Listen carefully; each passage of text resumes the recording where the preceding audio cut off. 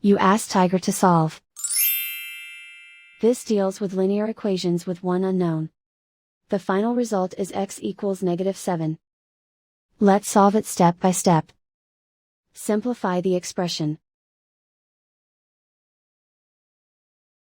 Expand the parentheses. Simplify the arithmetic. Swap sides.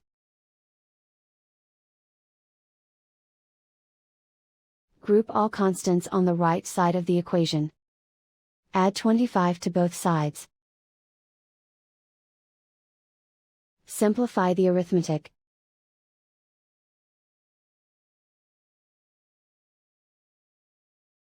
Isolate the x.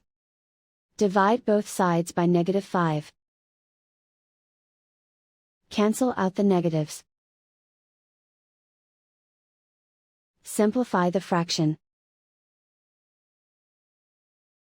Move the negative sign from the denominator to the numerator. Find the greatest common factor of the numerator and denominator.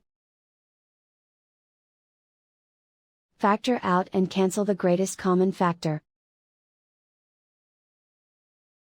And so the final result is x equals -7.